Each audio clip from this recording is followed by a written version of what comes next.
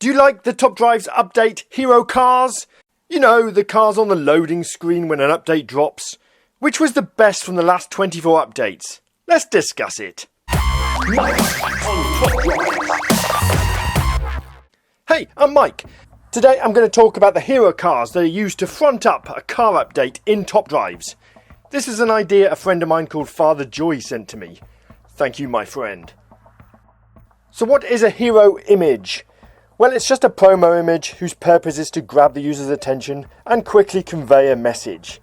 In Top Drive's terms, it represents the batch of new cars added in the update. It may not be the best car from the update, but it should be one of the most photogenic, or at least represent the batch of cars well. In this video, I'm going to look at the cars Hutch selected as the hero car for each of the updates. Unfortunately, I can't go back to the beginning of time because things were a bit different back then. For the first few years of Top Drives, the updates weren't as structured as they are now, so there is no clearly documented hero cars for the first 6 updates. Let's start with update 7, which is American Dream. I wasn't playing Top Drives back then when American Dream was knocking around. It was the start of Hutch creating branded updates which had an identity. The update was Chrysler, Dodge, Plymouth and Ram. The hero car was the red Dodge Viper SRT. It's a great car, but an underwhelming picture.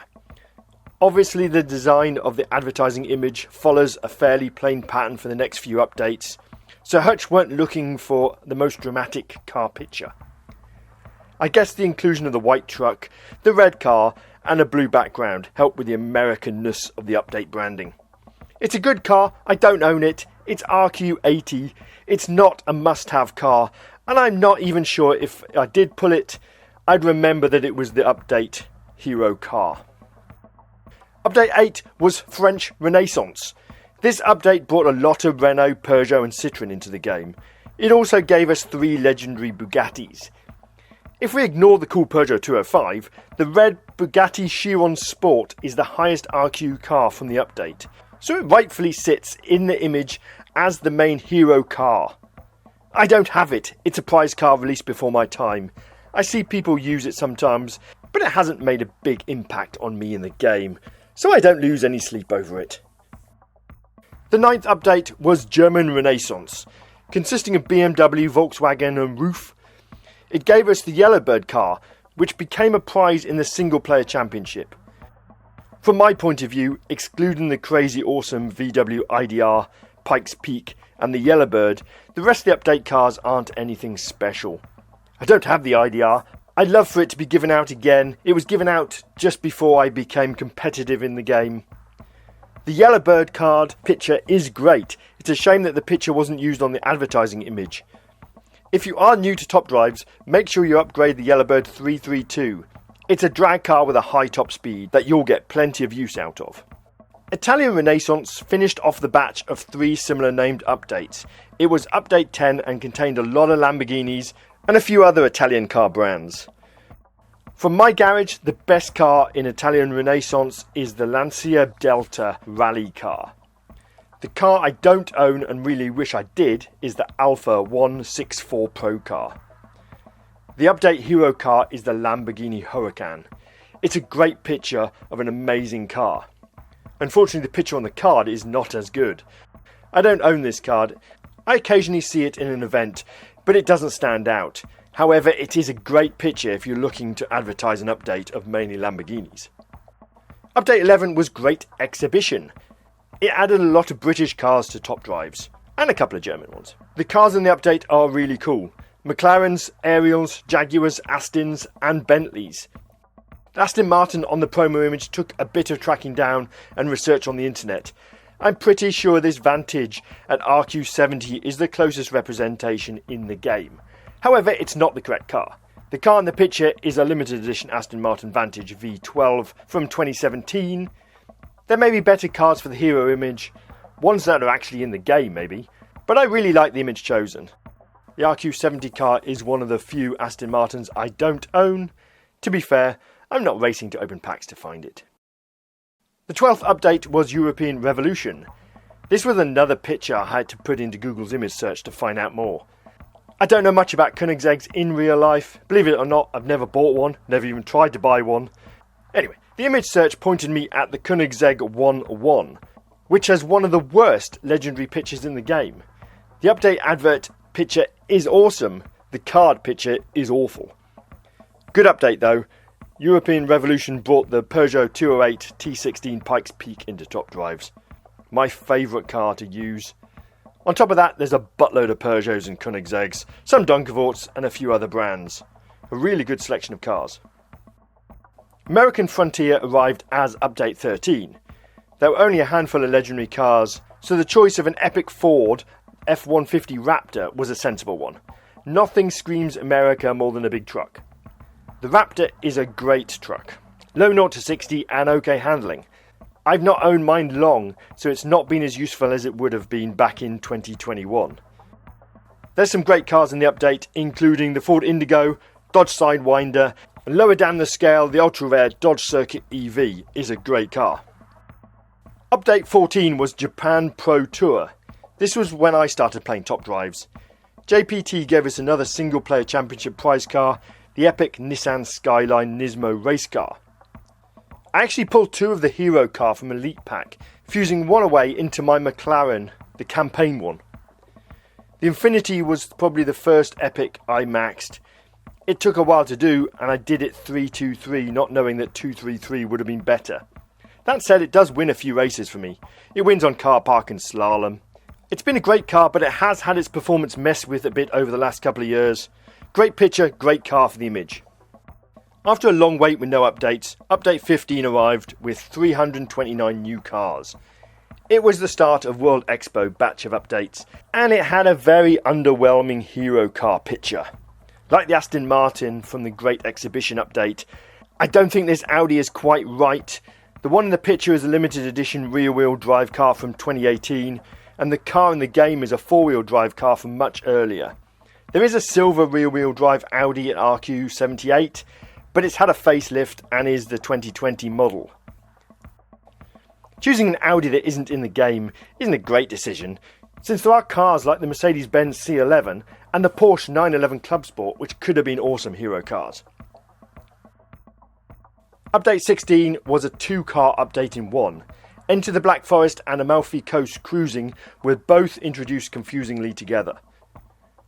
The hero car picture features the Mini John Cooper Works and is a great picture, but the car is not in the league of some of the great track cars in the update. The unreleased Porsche 919 or one of the Audi R18s, they would have been stunning cars to put up in front to represent an update. For me, initially the Amalfi Coast side of the update was much better than the Black Forest side. I had awesome luck pulling some Tri-Series prize-winning cars from the ACC packs. If I remember correctly, the Black Forest cars were slightly ignored for a few months, and that made collecting them much harder. The 17th update was Lock to Lock, which featured an orange version of the Lotus Emira.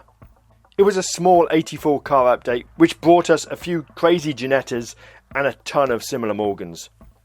There were only 8 new Lotus, but the RQ86 Emira was a great choice. You definitely shouldn't read too much into the fact that locks are Scottish. Lotus are made in Norwich, Morgan are built in Malvern, Ginetta are in Leeds. But hooray, the Scottish update is here. Anyway, forget that. Great hero car, great picture. Update 18 was called Learn the Savannah Way and didn't contain any legendary cars. The hero car was the Australian Holden HSV. It's an aggressive looking car and it represents the large number of Holdens and the other Australian cars well. Good picture, good car, but not good enough. At RQ66 I've fused it away a couple of times now. As a car, it's much more useful as fused material to help me upgrade a legendary for a Tri-Series than it is racing on a track. The smaller quick updates continued with the Pacific Coast Highway update. Update 19 gave us some game-changing epic Dodge dragsters. The hero car was the Ford Bronco Raptor at RQ66, but the white RQ76 Dodge Charger was also used in some cases. At the time, the Ford Bronco was a useful car to me, but unfortunately when the prize car version, the Bronco R, was released, it faded into the background. It's also a confusing hero car since the update was named Pacific Coast Highway, and the Bronco isn't at all a car you would cruise down the highway in. The 20th update was called Asia Pacific Grand Prix and added new cars from Japan and South Korea. Two key cars for me were the Hyundai Genesis with all-surface tyres and the Mitsubishi Lancer with the standard tyres. Using the Brabham BT62 as the hero car was confusing since there had only recently been an Australian update and the Brabhams were very much in the minority for update 20. If you search the internet, there are some amazing pictures of the Genesis in action. One of those would have been a great image if the usage license could have been secured.